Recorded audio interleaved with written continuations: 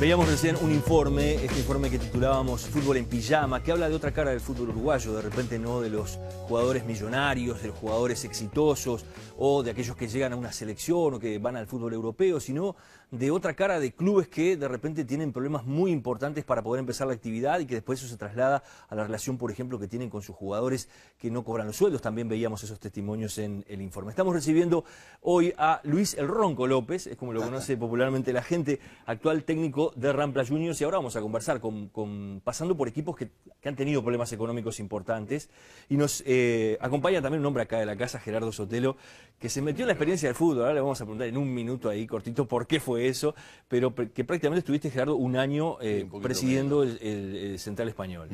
Sí. ¿Con qué te encontraste? De repente nos puede servir para arrancar por ahí, con este mundo del fútbol, de un equipo, en este caso, también con problemas económicos bastante marcados. Como tantos otros, ¿no? Recién hablaba con un dirigente del club por cuestiones internas y hablando de temas que cruzan lo económico, y me decía, mira, Gerardo, hace 108 años que somos pobres y vamos a seguir siendo pobres y vamos a salir adelante, o por lo menos vamos a intentarlo, ¿no? De manera que no es nuevo. Lo que pasa que el problema que tenés hoy en el fútbol, desde hace algún tiempo, que tenés clubes muy pobres y tenés jugadores, contratistas muy ricos, un puñado, ¿verdad? Entonces es un sistema que está hecho a expensas de que los clubes estén siempre ahorcados, de manera que no puedan poner condiciones, sino que toman condiciones que ponen otros y que no pasan estrictamente por lo deportivo. Y a veces estás con niveles de ingresos que no te permiten ni siquiera reponer aquello que es lo que te permite sobrevivir, que es la formación de jugadores. Es decir, es un sistema que va al colapso, tarde o temprano, porque ningún fútbol profesional puede funcionar con 2 o 3, a lo sumo 4 equipos que se puedan solventar. ¿Es un problema de escala de mercado? ¿Es un problema de gerenciamiento? No, es un problema global, pero es un problema del sistema, cómo está formado, digamos, cómo está distribuido el dinero que generan en cantidades varias veces millonarias en dólares los futbolistas uruguayos globalmente. Obviamente hay clubes que hacen mejor las cosas, otros que lo hacen peor, pero decime dónde están los clubes que se benefician de haber invertido en inferiores. Danubio, Defensor. Bueno, Defensor tiene un primer equipo altamente competitivo con jugadores formados en el club. Pero también tiene ciertas dificultades financieras y estamos hablando de 2 o 3 cuadros, de repente alguno que tiene un mecenas que pone dinero y que después cuando vende quizás lo recupere, pero es un sistema irreal. Después te voy a preguntar, porque lo decía Quique Sarabia, el presidente de la Mutual, en el informe, que hay jugadores de fútbol, muchos de ellos, sobre todo de los equipos llamados menores, que ya saben que no van a cobrar normalmente, regularmente, pero que hacen como un... tarde o temprano cobran. Ahora vamos a conversar de eso, pero déjame preguntarle a Luis, ¿cuál fue la situación más complicada en materia económica que te encontraste en tu carrera como técnico? ¿Cuál fue el momento más complicado, más difícil? Yo he tenido varios momentos difíciles, aparte, bueno, hay veces que de repente uno en la vida te toca lo que te toca, y bueno, yo casi todos los cuadros en porcentaje bastante alto que he estado han tenido problema económico. Mi carrera, de que empecé en Cerrito, también tuve un problema económico, el Tanque, Platense, Rampla, en Juventud de las Piedras también, en casi todos los equipos que me ha tocado estar, a excepción de algunos, he tenido problema económico. Yo que sé, en Rampla también tuve un problema económico. Pero me parece que lo que me marcó también en lo económico fue mi primera etapa por Rampla, porque nosotros estamos con una deuda dentro de todo bastante importante. Y bueno, y ahí, como te contaba hoy afuera de cámara, fue una situación que a nosotros nos hizo más fuerte. Repercutió, pero en lo positivo, porque bueno, porque vos vivís del fútbol, te dedicás al fútbol, tenés que mostrarte toda la temporada para tratar de progresar, o de repente ir a otro equipo. Y entonces eso fue lo que nos hizo fuerte, y además estamos haciendo un buen torneo. Y ya lo último llegó un momento que, bueno, habíamos hecho una media lucha sola, estuvimos 15 días practicando ahí en Los Ceibos, habíamos jugado el tercero olímpico, hasta que, bueno, hablamos con el presidente, hicimos un arreglo ahí, apareció algo de dinero, nos acercamos, y ya lo último, cuando faltaban 4 fechas, tuve una reunión con los jugadores y me dijeron, mirá, Ronco, la verdad, ha sido maravilloso todo lo que ha pasado, pero estamos a un paso de la gloria. Me parece que ya La Plata ahora pasa de lado. Si seguimos cobrando, seguimos viniendo. Y si no seguimos cobrando, vamos a seguir viniendo igual. Porque acá hay muchos de nosotros que nunca pudimos salir campeón de uruguayo ni campeón de un torneo. Entonces me dijeron, vamos a apostar a lo deportivo, que eso fue noble de los jugadores también. La posición del técnico debe ser una posición bastante particular, ¿no? Porque no deja de ser un empleado directo o de tener una relación directa con los directivos del club, pero a su vez tiene que dar la cara también ante los jugadores que no cobran de repente. Había en el informe que veíamos con Daniel Baldi, que fue jugador de Bellavista, de varios clubes, pero en Bellavista él nos decía fue donde tuvo los problemas económicos más fuertes, que decía también la relación con el técnico era complicada, porque el técnico de repente exigía cosas para que rindiéramos, como concentraciones, comidas, y nosotros hacíamos 3 meses que no cobrábamos. Y que eso muchos jugadores, bueno, lo hablaron directamente con ese técnico que él no dio el nombre allí. Es difícil la figura de ustedes en esa difícil posición. la figura, pero a mí en el caso típico del equipo que estamos hablando de Rampla, yo estaba en una posición que era difícil porque vos apostás a lo deportivo y tenés que tener para la alta competencia cierto grado de entrenamiento o tenés que tener cosas que de repente hay equipos que lisa y llanamente no lo tienen o imitar los que lo tienen. Estamos hablando del doble turno, de un montón de cosas, de la concentración que sería lo ideal. Nosotros almorzamos cada uno en la casa y vamos directo a la cancha. Es difícil porque hay un momento en la vida que no puedes estar bien contigo y con el diablo. Tenés que elegir. En el caso mío, yo siempre estuve a favor de los jugadores, pero tuve un buen relacionamiento con los dirigentes. Y no es fácil la posición, pero me parece que yo también actué muy honestamente. No iba ni con doble discurso, ni si me decían hay plata, decían que no había plata, o si me decían cobramos dentro de una semana. Yo decía cobramos dentro de una semana, en realidad yo era el filtro, pero siempre traté de ser un buen nexo y decir lo que me decían. Porque ya al vos ser frontal y decir las cosas como son, vos podés ser con una persona y decir, pero vos me dijiste que la semana que venía iba a haber tal solución. Entonces, el que me entendía sabía bien cómo yo actuaba, que actuaba honestamente, y el grupo humano que vos tenés alrededor me parece que es lo fundamental en cualquier orden de la vida para salir de estos casos. Gerardo, yo te planteaba lo que decía Sarabia, ¿no? Nosotros sabíamos, decía él, que si en el primer mes de los 4 partidos ganábamos 2 y estábamos en mitad de tabla, había más posibilidades de cobrar el segundo mes. Y ya con eso y 2 que nos aseguraba la AUF, sabíamos que cobrábamos 4 de 6. Ahora esto ya no se está dando tan así, decía él. Es una lógica media perversa, ¿no? Sí, obviamente tiene más experiencia que yo en el fútbol. Yo la conozco desde la perspectiva de un solo club y durante poco tiempo. No, en el caso central y de tantos otros, no depende de que ganes o pierdas que aparezca dinero. Obviamente, si el cuadro anda muy bien, como le tocó al Ronco con Rampla, y hay algún socio que puede dar una mano, si el cuadro va ganando, lo va a dar con más alegría. Claro. Que si el cuadro va último, pero... Aparte es una situación que la llevas mejor, porque el ganar sí, te da otra cabeza la gente de que empezar a perder o estar pegando el descenso y ve que se te vienen los partidos y que no logras los puntos o no logras un objetivo, te mata. Pero además, ¿qué le podés decir a un jugador de fútbol, a un plantel? Vos sos presidente de una institución, olvídate que es fútbol, porque a veces le asignamos particularismos al fútbol para tratar de explicar lo inexplicable. Y el fútbol es una actividad como cualquier otra con sus particularidades, pero en cuanto a generación de recursos, pagar presupuestos, en fin, administrar, es lo mismo que cualquier otra empresa. Vos imaginate cualquier empresa que vos empieces el 1 de mes, tengas que pagar 40 o 50 sueldos y no tengas la menor idea, no que te falte, me faltan 5.000 pesos, me falta el 10%, no.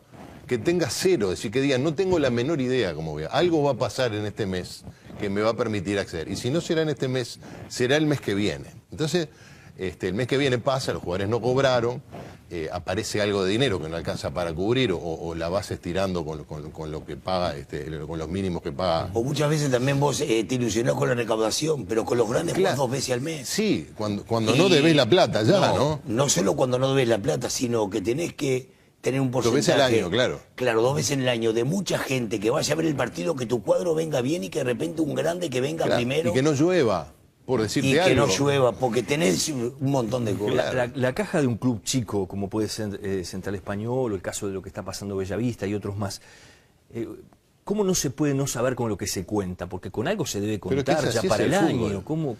Yo le decía al tesorero de Central, vos sos como viste que Bolivia no tiene salida al mar, pero tiene armada. tiene marina de guerra. Yo le digo, vos sos como el comandante de la Armada Boliviana, desde el tesorero de un tesoro que no existe. Lo digo porque podría venir gente de tantos otros clubes de primera o de la B ni hablemos. La B tiene un régimen semi-amateur, digamos, la verdad. Hay 2 o 3 cuadros que con un gran esfuerzo pueden trabajar en un régimen profesional y se destacan. Al final del campeonato van a estar arriba de los clubes que... A nosotros nos tocó jugar el año pasado contra un club que había tenido un problema con un golero. El otro golero no sé qué pasó. Terminó jugando con un golero de la quinta o de la sexta, que no era un jugador profesional, no tenía las condiciones físicas ni técnicas. Por supuesto que el otro cuadro perdió 4-0 o 3-0, no me acuerdo. Eso en la A ya es más complicado, ¿no? En la A cualquiera le gana a cualquiera dentro de ciertos parámetros, pero vos te empezás el mes sin tener la menor idea de cómo vas a pagar los sueldos. Ahora, la gente que tenía años me dice, quédate tranquilo, esto es así. Esto es así, el fútbol es así. Pero aparte siempre aparece algo, porque claro, yo desde que algo. Tengo conocimiento con el fútbol, hace 15 años soy entrenador y voy al fútbol desde que soy un niño, siempre escuchás, este año este equipo no empieza. Y a la larga o a la corta o aparece un mecena, o viene un gerenciamiento, o viene algún persona que está llegada al club, algún mecena que dice, bueno, me haces una cosa, ¿cuánto piensas? Toma un cheque. Siempre aparece, porque en definitiva, si te pones a analizar los últimos 15, 20 años, el único equipo que desapareció con una rica historia dentro de todo fue Villa Española. Porque después todos los equipos, malo o bien, han jugado. Y el Salus, que también en su momento cuando hizo la alianza con los 3 equipos, porque después malo o bien han jugado todo. Sí. Una cosa que se dice por allí también, Gerardo. No en condiciones de igualdad. No en condiciones de igualdad, pero se han presentado. Siempre aparece algo. El asunto es que el que aparece con el dinero nunca es gratis. Es decir, nunca es toma, llévatelo, claro, paga tranquilo y después un día como pueda me lo paga. Eso por lo general... Todo es a cambio de... Claro, ¿Qué pasa con las divisionales juveniles? Porque nos contaban en estas notas que hacíamos para ese informe, dice, muchos clubes terminan consiguiendo ese dinero que ustedes dicen aparece de algún lado, pero terminan comprometiendo el patrimonio del club y donde se podría estar la solución o la salida, que es los jugadores que se van formando en el club. Entonces de repente un jugador que está en una divisional de 13, 14 años, 15 años de edad, ya está vendido desde antes de que llegue a la primera. Porque obviamente te lo compro, claro, también el contratista a veces se manca, ¿no? Dice, me gusta el Ronco López a los 15 años y los adolescentes entre los 15 y los 18... por cuestiones físicas, emocionales, psíquicas, vocacionales, cambian mucho. De repente a los 15 pinta para crack y a los 18 no se convirtió en un crack. Pero vos sacás una cuenta en divisionales formativa. Vos tenés entre séptima y cuarta división o tercera en primera, tenés 6 categorías. Claro. Ponele que tenés un promedio de 29, 30 jugadores por plantel, que no es tan descabellado, ponele 28, porque tenés que tener algún suplente, tenés 22 que para trabajar a diario para hacer fútbol. Y entre las 6 categorías estamos hablando que tenés unos 180, 200 pibes, que es más o menos lo que tenés. ¿Y cuál es la si esos 180, 200 pibes, llegan? capaz que no te llega uno. ¿Cuál es la situación porque si estamos hablando de que ya tenían problemas en la primera, en un cuadro de primera división, ¿qué pasa con los juveniles de esos clubes? ¿En qué condiciones trabajan? Algunos trabajan en condiciones que es bastante lamentable. Hay equipos que trabajan en condiciones que son... ¿Cómo te puedo decir? Que son las que debe trabajar cualquier equipo normal de primera división o de la B. El tema que el sistema a veces no te da, porque el equipo, hay un gran problema en casi todos los equipos que están en primera y en la B, que hay muchas canchas juveniles que quedan lejos. Vos ponete en el lugar de un pibe. Hay algunos que quedan en la ruta 101, que quedan afuera, en Baja Blanca, que quedan... y hay equipos que ponen ómnibus que te lo paga el club. Hay equipos que no lo ponen. Te sale 75 pesos, 150 pesos y de vuelta. Ya en formativas hasta cuarta no vas a cobrar ni un viático. Tenés que sacar la plata de tu bolsillo. Todo a pulmón y lo que pueda por la familia. Todo a pulmón, todos los días. Hay un porcentaje bastante alto de pibes que siguen estudiando, pero hay algunos que no le da el tiempo. Mientras vas, venís, entrenás 2 horas, o perdés por falta, o lisa y llanamente tenés 5 bajas y no puedes estudiar. Entrenás toda la mañana, vas de tarde al liceo. Después, el ida y vuelta, es todo un tema que me parece que nosotros teníamos que sentar en una mesa de repente gente que está más capacitada que nosotros y ver cómo puede ser lo viable también por el tema de la formativa, me parece. Gerardo, para ir cerrando, ¿volverías a a tomar la responsabilidad de conducir un equipo o estar en la dirigencia del Mirá, fútbol? ¿Y con qué te quedaste de casi ese año en Central? Bueno, ni que hablar, me quedo con haber salido campeón en segunda después de 30 años. Un gran estreno, un gran... Sí, pero eso obviamente, como todos los otros méritos, son compartidos con los compañeros de la directiva anterior. A mí personalmente me pasan dos cosas. Yo no volvería a agarrar ese puesto, pero no puedo dejar de sentirme vinculado a la responsabilidad que ejerce el que está hoy y el que vaya a estar mañana, porque yo estuve ahí y sé lo que es estar... Porque el presidente está solo, vamos a entendernos. O tendrás uno o dos que están más o menos cerca, pero cuando llega el momento... tenés que tomar decisiones, hay plata, no hay plata, vos tenés que poner la cara frente al plantel, frente al técnico que se le cortan la luz. En otros países se utiliza para empezar una carrera política, por ejemplo. Claro, bueno, sí, que no es mi caso, no tengo ambiciones políticas. Es decir, te das cuenta de lo difícil que es y bueno, entonces como socio y como hincha, si yo voy a estar al lado para darle una mano al que tenga en la responsabilidad. Pero no todos los socios piensan así. Muchos socios se vinculan con el club desde el domingo a las 4 de la tarde hasta las 6 de la tarde. Si ganan, aplauden y se ponen contentos, y si pierden, se la agarran con el técnico, con los jugadores, con los dirigentes. Es bastante, en ese sentido, es una realidad bastante cruel. Nosotros tratamos de arrimar a algunos socios que vinieran de una mano, a colaborar, gente que... Y algunos se arrimaron a trabajar desinteresadamente, pero muchos, viste, es muy difícil. La política de los clubes es muy compleja. Hay rivalidades, en todos los clubes, en todos los clubes. Y sobre todo al hincha lo que le importa es ganar. Vos le decís, no, mira, volvimos a perder, pero vos sabés que tenemos dos pibes en sexta que vos sabés cómo viene cuando llegan a primera, o estamos apostando... No importa, eso ahora no importa. Claro, la infraestructura de los juveniles, pues ahí está el futuro. ¿Qué futuro? El futuro es el domingo que viene, claro. Gracias por haber venido, Ronco. Bueno, yo lo único que quiero decir porque en un país que tenemos 3 millones de habitantes, y que a uno le gusta tanto el fútbol y que es tan pasional, si será grande el Uruguay y el fútbol uruguayo, que entre formativas, planteles de primera división, de la B, el Babifútbol, la liga universitaria, para que se te escape un jugador acá, que te lo vengan a robar, tenés que ser un tigre. Porque con todos los captadores que tenés, todos los clubes que todavía siguen subsistiendo, más todos los dirigentes que trabajan en formativas, que son todo sin salario, ¿está? Entonces, tenés que quererlo mucho a tu cuadro, tenés que tener tremendo corazón, porque la realidad indica que este país es espectacular, porque cada vez aparecen más jugadores, y con los pros y los contras es espectacular lo del fútbol uruguayo, por la captación que tiene de jugadores, que es algo impresionante. Gracias por haber venido. No, a ti. Nos vamos a la pausa y ya regresamos.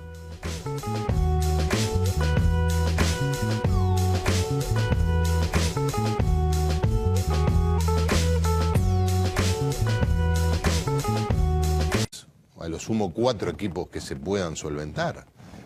¿Es un problema de escala de mercado? ¿Es un problema de gerenciamiento? No, es un problema global, pero es un problema del sistema, cómo está formado, digamos, cómo está distribuido el dinero que generan en cantidades varias veces millonarias en dólares los futbolistas uruguayos globalmente. Obviamente hay clubes que hacen mejor las cosas, otros que lo hacen peor, pero decime dónde están los clubes que se benefician de haber invertido en inferiores. Danubio, Defensor. Bueno, Defensor tiene un primer equipo altamente competitivo con jugadores formados en el club. Pero también tiene ciertas dificultades financieras, y estamos hablando de 2 o 3 cuadros, de repente alguno que tiene un mecenas que pone dinero y que después cuando vende quizás lo recupere, pero es un sistema irreal. Después te voy a preguntar, porque lo decía Quique Sarabia, el presidente de la Mutual, en el informe, que hay jugadores de fútbol, muchos de ellos, sobre todo de los equipos llamados menores, que ya saben que no van a cobrar normalmente, regularmente, sí, pero que hacen como un... tarde o temprano cobran. Ahora vamos a conversar de eso, pero déjame preguntarle a Luis, ¿cuál fue la situación más complicada en materia económica que te encontraste en tu carrera como técnico? ¿Cuál fue el momento más complicado, más difícil? Yo he tenido varios momentos difíciles, aparte, bueno, hay veces que de repente uno en la vida te toca lo que te... De manera que no es nuevo. Lo que pasa que el problema que tenés hoy en el fútbol, de hace algún tiempo, que tenés clubes muy pobres y tenés jugadores, contratistas muy ricos, un puñado, ¿verdad? Entonces es un sistema que está hecho a expensas de que los clubes estén siempre ahorcados, de manera que no puedan poner condiciones, sino que toman condiciones que ponen otros y que no pasan estrictamente por lo deportivo. Y a veces estás con niveles de ingresos que no te permiten ni siquiera reponer aquello que es lo que te permite sobrevivir, que es la formación de jugadores. Es decir, es un sistema que va al colapso, tarde o temprano, porque ningún fútbol profesional puede funcionar con 2 o 3.